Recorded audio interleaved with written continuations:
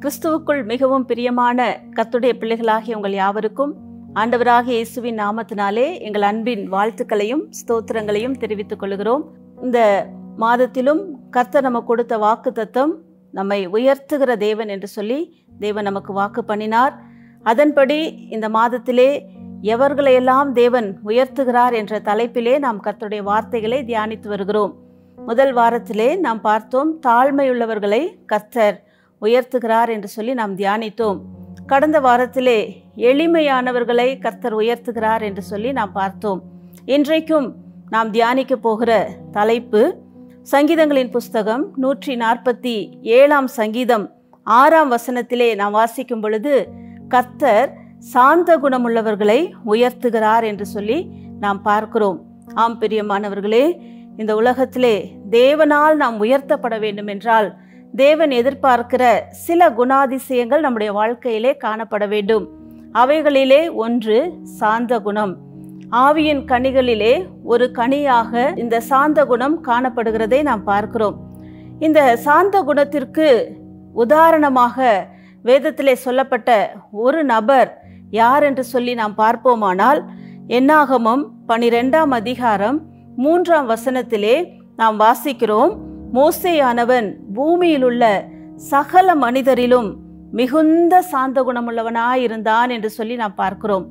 மோசேயை குறித்து நாம் பார்க்கும் பொழுது, மோசே புருஷர்கள் மாத்திரம் 6 லட்சம் பேரை வனாந்திரத்திலே வழிநடத்தி கொண்டு செல்லுகிறார். அப்படி பார்க்கும் பொழுது ஸ்திரீகள் மற்றும் பிள்ளைகள், அவர்களுடைய மிருக ஜீவன்கள், இப்படி ஏராளமான ஒரு பெரும் கூட்டத்தை மோசே தலைமை ஏற்று நடத்தி செல்லுகிற ஒரு சூழ்நிலையிலே எத்தனையோ பிரச்சனைகள், எத்தனையோ போராட்டங்கள், மோசேக்கு விரோதமாக எத்தனையோ நிந்தைகள், இப்படி பல காரியங்களை மோசே அனுபவித்ததை நாம் பார்க்கிறோம். சாதாரணமாக ஒரு குடும்பத்தை நாம் நடத்தும் பொழுது, ஒரு குடும்பத்திலே 2 அல்லது 3 நபர்களை நடத்தி செல்வதே ஒரு பெரிய காரியமாக நமக்கு காணப்படுகிறது. ஆனால் இந்த மோசே இத்தனை ஒரு பெரும் கூட்டத்தை பொறுமையோடு கூட நடத்தி சென்றபடியினாலே தான் மோசேயை சாந்த குணத்திற்கு உதாரணமாக சொல்லப்பட்டிருக்கிறது. சாந்த குணமுள்ளவனாய் இருந்த அந்த மோசேயை போல நாமும் எல்லா சூழ்நிலைகளிலும், ஒருவேளை நமக்கு குடும்பத்திலே அல்லது வேலை செய்கிற இடங்களிலே அல்லது நாம் எங்கெங்கெல்லாம் நாம் பயணிக்கிறோமோ எல்லா இடங்களிலும் நமக்கு போராட்டங்கள், சில பிரச்சனைகள் நம்மை சூழ்ந்து நிச்சயமாக கடந்து வரும். அப்படிப்பட்ட சூழ்நிலைகளிலே நாம் கையாள வேண்டிய ஒரே ஒரு குணம் சாந்த குணம். இந்த சாந்த குணத்தை நாம் உடையவர்களாய் மாறும் பொழுது வேதத்திலே அநேக ஆசீர்வாதங்களை நாம் பெற்றுக்கொள்ளுகிறோம் என்று சொல்லி நாம் பார்க்கிறோம்.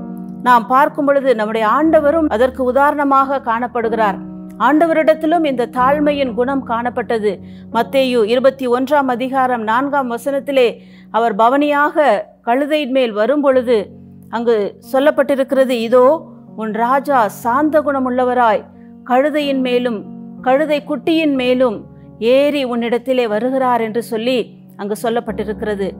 நம்முடைய ஆண்டவர் வேற ஒரு ஒட்டகத்தின் மேலேயோ அல்லது இன்னும் பல காரியங்களை அவர் தேர்ந்தெடுத்திருக்கலாம். ஆனால் நம்முடைய தேவன் கழுதையின் மேலும் கழுதையின் குட்டியாகிய மரியின் மேலும் அவர் ஏறி வந்து தன்னுடைய சாந்த குணத்தை அங்கு வெளிப்படுத்துகிறதை நாம் பார்க்கிறோம். ஆம் பிரியமானவர்களே, தேவனிடத்திலே காணப்பட்ட அந்த சாந்த குணம், இந்த உலகத்திலே மோசேயினிடத்திலே காணப்பட்ட அந்த சாந்த குணம் நம்முடைய வாழ்க்கையிலே இருக்கும் பொழுது, வேதத்திலே 149 சங்கீதம் 4 வசனத்திலே வாசிக்கிறோம், சாந்த குணமுள்ளவர்களை ரட்சிப்பினால் அலங்கரிக்கிறார் என்று சொல்லி நாம் பார்க்கிறோம். நமக்குள்ளாக இருக்கிற அந்த சாந்த குணத்தை தேவன் பார்க்கிறார்.